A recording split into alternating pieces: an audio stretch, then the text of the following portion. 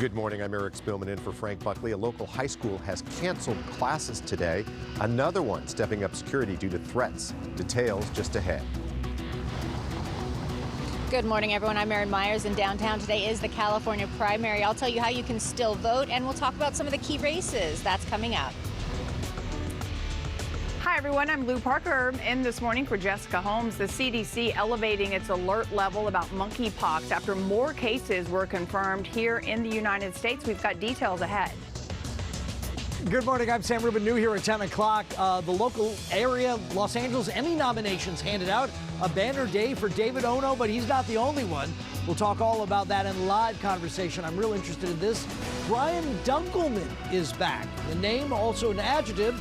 Dunkelman will join us live.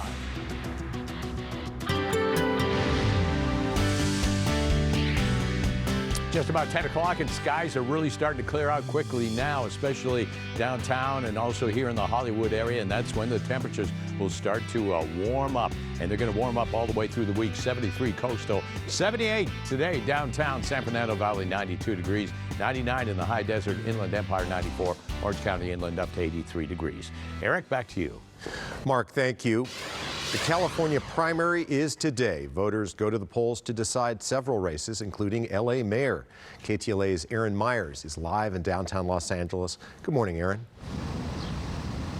Good morning, Eric. The mayoral race, definitely one of the key races here in the city. I'll have more on that in just a moment. But if you haven't voted yet, there still are various ways. There are more than 640 voting sites open today for you to go cast your ballot. You can also still mail it in if it is postmarked by today, or you can drop that mail-in ballot at a voting center.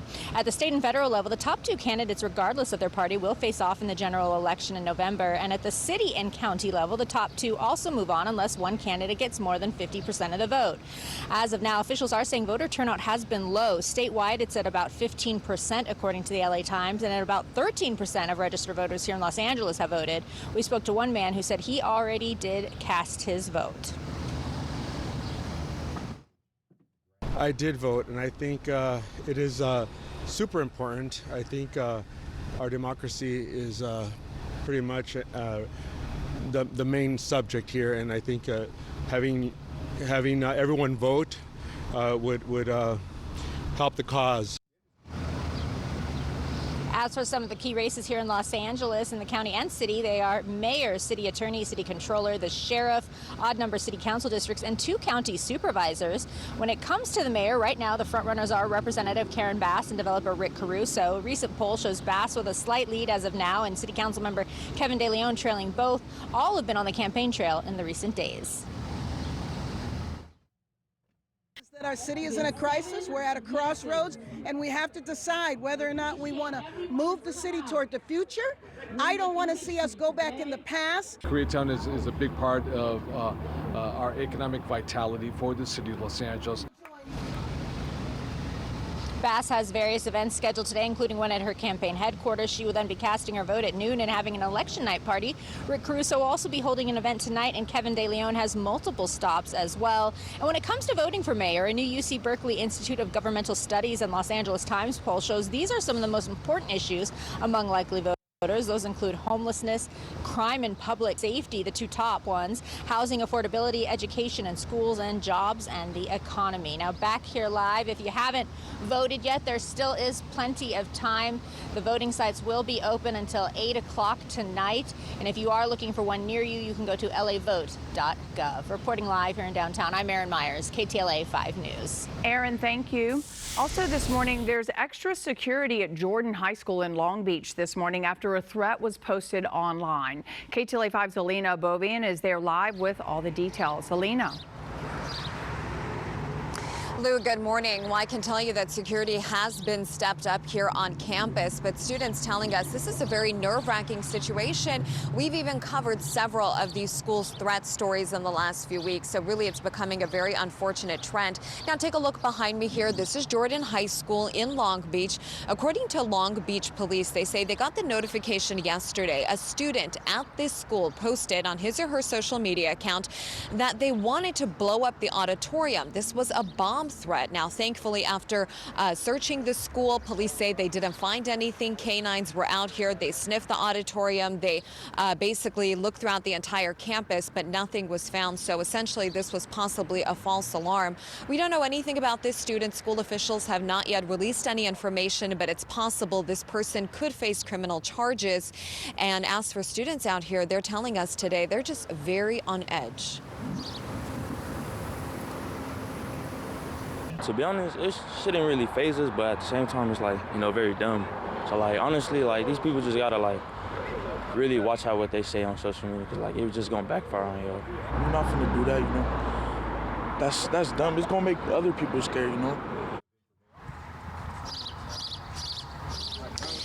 And back out here live, school is in session today. This has not interrupted classes today, but there is an increased police presence around Jordan High School this morning. And students telling us that June 15 is the last day of school. So this is essentially the last week and a half. And they have a lot of end of the year activities to look forward to. And unfortunately, this is really putting a damper on things. That's the very latest. I'm Lena Bourbon reporting live in Long Beach, KTLA 5 News. Alina, thank you. In Hesperia, classes have been canceled today at Encore Junior and Senior High School for the Arts following a threat to that campus. Law enforcement has been notified and an investigation is ongoing. The campus is shut down until further notice. The school made the announcement last night on social media. Now, school officials released this statement saying, quote, "We received a threat of violence against our school. Out of abundance of caution, we are canceling classes for Tuesday, June 7th, 2022. Students and staff will not be permitted to enter campus." The LA County Sheriff's Department is searching for a man who shot and killed his girlfriend and her 6-year-old son. Investigators identified the suspect as 36-year-old Rigoberto Covarrubias. They say he killed Yesli Velasquez and her son Angel on Sunday night following a dispute. The bodies were found in the backyard of their Baldwin Park home. Officials say Covarrubias drove away in his car after the shooting. Anybody with information on his whereabouts is asked to contact the Los Angeles County Sheriff's Department. In East Hollywood, a burglary suspect either jumped or fell from a 2-story apartment that he was trying to break into, landing on the ground below. It happened just before 11 last night on North Edgemont Street near Willowbrook Avenue. The man was unconscious and not breathing when police arrived. He was taken to the hospital where his condition is unknown. The CDC has raised its alert level for monkeypox to level 2 and is now recommending that travelers wear masks as a precaution. There are now 31 confirmed cases in the United States. In Sacramento County, a 4th suspected case has been identified.